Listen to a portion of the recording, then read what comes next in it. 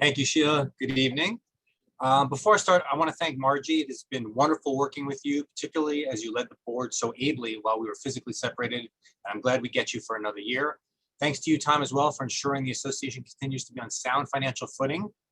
And thanks to the other Tom Halter. He and his team have been amazing at managing our day-to-day finances, as you just heard. And much appreciation for those who are leaving the board and have been such great leaders of this association. Nate St. Victor, Joe Drayden, David Arroyo, Susan Coleman, and Mark Zeno. Now, it's hard to believe it's been a year and we're still on Zoom. I probably should remind you of this, but at last year's annual meeting, I said, and I quote, most of the spring events have been postponed, so this is going to be a very exciting fall and winter. I can't claim with a straight face that I meant the fall and winter of 2021, but I'm confident that I'm accurate now. That night, I also said something that I claimed was the most important thing I would say, and I still stand by it today. Quote, when we all go back, we'll feel confident that it's the right time and the right way to do it. More on that shortly, but before we get to the plans for where we're going, I want to give a brief summary of where we've been. When the House of the Association closed starting in mid-March of 2020, the amazing staff of the City Bar quickly rose to the challenge of rethinking many of our activities, services, and benefits in order to provide them remotely and allow people to connect virtually. And while it was challenging to shift gears so suddenly, all of you, our members, jumped right in. Our committees, which drive so much of what we do, were looking for ways to stay active and connected during the lockdown, and they found it in the City Bar. Just when the building went dark, people got more engaged. Committee applications last spring increased by 30% from the prior year. The number of CLEs and non-CLE programs largely organized by committees with assistance from staff also increased from 129 CLEs with over 14,000 live viewers before COVID to this past year when we ran 140 remote CLEs with nearly 20,000 live viewers. Year-over-year viewership is up 37%, and on-demand downloads are up 25%. Now, we've organized over 50 CLEs and 40 non-CLE programs related to COVID. And just to give you an idea of non-CLE program volume, we compared September to December in 2019 versus 2020, which are busy times for the non-CLE programs. And during the 4-month comparison, the number of programs was up 68%. Now, many of our large events were held virtually for the first time, including the National Moot Court Competition, with over 150 teams from 110 schools coordinated by Stephanie Glazer, the Corporate Counsel Symposium, Small Law Firm Symposium, this year's Lawyers Connect events, and all of our CLE institutes.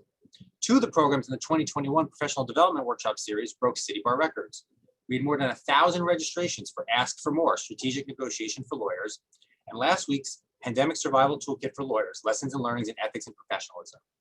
My appreciation to all the committees who worked on these, and thanks to Martha Harris and Arlene Vine, as well as their teams for keeping our CLEs, programs, events, and other activities so robust while we have been remote. And committees are doing more than just CLEs and programs. On the policy front, it has been an incredibly prolific time. During the last fiscal year, our committees issued 174 reports, which include statements, amicus briefs, ethics opinions, etc. Well over half of our committees participated in drafting these reports. And to date, we've issued 59 reports related to the pandemic. Since the election, we've issued 11 reports outlining recommendations to the Biden-Harris administration, with more on the way. We also continue to have policy successes. During this time, 15 bills were supported at the state level, were signed into law, and 3 bills at the city level have passed the council. Those numbers do not even include policy wins on non-legislative issues. While it's hard to always draw a straight line between our work and the ultimate policy action, we can point to at least 10 other areas where the City Bar spoke on positive policy developments. Thanks to Maria Salenti and her team for keeping the voice of the association loud and strong during a challenging time. Now, City Bar work is getting widespread attention in the press and on social media. In fact, in 2020, we had the most media mentions since we started keeping track, 265 compared to 221 in 2019, a 20% increase. Thanks to Eric Friedman and his team for making sure that people learn of the amazing work happening even while we're distanced. While we continue to conduct much of our business outside of our building, the library has expanded the ability of small firms and solo attorneys to conduct research remotely and allowed our virtual law firm members to sustain their practices. Eve Garrigan continues to lead our small law firm center, while Richard Tusky and his very lean and committed library team have also helped members with research, and we're pulling materials available only by hard copy and making them available curbside before we could let people back in the building. I should give a call out to Bob Huber and Michelle Hagler, who operate our facility. Both of them and their team did an amazing job preparing our building for when it partially reopened last September, and it continued to keep things going with a skeletal staff. Thanks to our in-house lawyer, Lauren Axelrod, and Beth Shefflin, who runs HR at the City Bar, they became gurus in the changing landscape of COVID compliance. And appreciation is always to Loxley Green and his customer relations team that has had a critical role in keeping things running on site and continuing to assist our members remotely. Almost invisibly, The legal referral service headed by Joe Rolfe fielded more than 56,000 inquiries, referred over 22,000 matters to 338 active LRS panel attorneys, and provided the other 34,000 members of the public with other helpful resources. I'm happy to report that if a member of the public calls 311 and says, "I need a lawyer," they'll get transferred to the City Bar Legal Referral Service. And I checked that today, so I know it still works. Speaking of helping the public, we are still very active in assisting the community through our support of the projects at the City Bar Fund. That's the City Bar Justice Center, the Advanced Center for International Justice, the Office for Diversity and Inclusion, and the Lawyer Assistance Program. They have increased help to the profession and the public throughout the pandemic. Alex Papachristou and his colleagues and volunteers at the Advanced Center continue to advocate for justice around the world, while Aline Travis and the Lawyer Assistance Program Committee are helping the members of the legal profession with mental health, wellness, and challenges with alcoholism and substance abuse during a time of unprecedented stress. And during the past year, we've had some leadership changes in the City Bar Fund. First, following Lynn Kelly's decision to step down as executive director of the City Bar Justice Center, I'm happy to report that Kurt Denk was appointed to take the helm.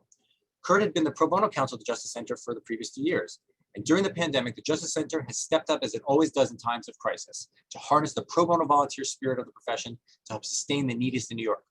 Thanks to Kurt's vision, I also promise that if you attend next week's City Bar Justice Center virtual gala, you'll see the House of the Association in a way you've never seen it before.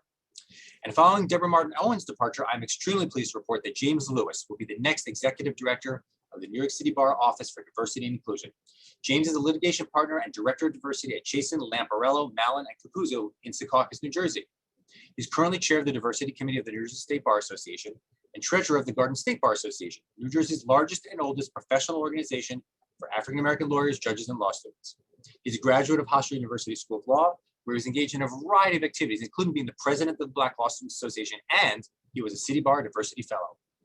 Meanwhile, our diversity work hasn't skipped a beat, thanks to my colleagues Christina Overton and Devanshi Shah, who not only sustained our diversity work, but broadened its impact. For example, this year's award-winning Associate Leadership Institute has over 100 fellows, our largest class ever. Speaking of diversity, we're also focused on our own organization. As Margie mentioned, we have blemishes. Needless to say, like similar institutions, the City Bar previously excluded certain groups of people from membership.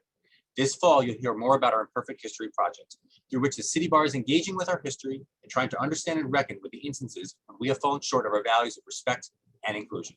A working group of 76 members representing over 50 different committees, led by Kathleen Rubenstein, has been hard at work, and there will be more about this to come. But we're not waiting for the work to conclude, and we continue to try to do better. This past year, we increased the number of appointed committee chairs that come from historically underrepresented groups from 28 chairs to 40. And if the City Bar election goes as expected this evening, we're going to have a board of directors with nearly 60% of them coming from historically underrepresented groups, and 14 of the board's 24 members being women. And internally, our staff has continued to tackle the issues of diversity and racism in a variety of ways, including holding anti-racism workshops, instituting our own internal diversity, equity, and inclusion policy and reviewing our results, and holding staff meetings to discuss the continued unacceptable killings of Blacks at the hands of the police and the increase of hatred and violence attacks against Asian Americans. City Bar President Sheila Boston will discuss more of our public policy work shortly, including our efforts on police reform. Now, what will the fall look like at the City Bar? We know any successful future will be a hybrid of virtual work when appropriate and lots of in-person events, CLEs, and programs, because human interaction and in-person networking are critically important in developing and sustaining relationships within our community. The House of the Association on West 44th Street will continue to be the gathering venue for the legal community of New York and beyond.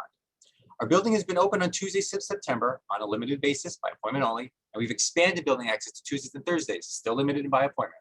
Just like you and your coworkers, as our staff continues to get vaccinated and as the pandemic recedes, we expect to continue to increase access to the building with an eye to full reopening in September, when we expect to return to holding committee meetings, events, programs, and other in-person gatherings with enhanced abilities for hybrid activity to allow some online components. Now, why not just fully reopen this summer? As you heard from Tom, one of the main reasons we are in such sound financial condition is because we made strategic decisions about cost savings. Since there's usually less activity in the building in the summer and many attorneys haven't even returned to their own offices, the demand for use of the space isn't yet at a level to justify bringing everyone back right now, turning on all the systems, incurring the cost of running the House of the Association. Meanwhile, we continue to offer many of the services and support remotely, and we will continue to do so as we move forward to a hybrid model this fall. You can always find the latest information on our website. One final thanks to my assistant, Amanda Chu, who joined us during the pandemic and does such incredible work, you wouldn't even know she has yet to sit at her desk. So let me end where I began. It is going to be a very exciting fall and winter. And when we come back in the fall in person with some virtual components, we know it will be the right time and the right way to do it. And I'm very much looking forward to seeing you all in the building at some point soon. Now it is my genuine honor to turn the podium back over to my dear friend, beacon of hope and optimism, City Bar President, Sheila Boston.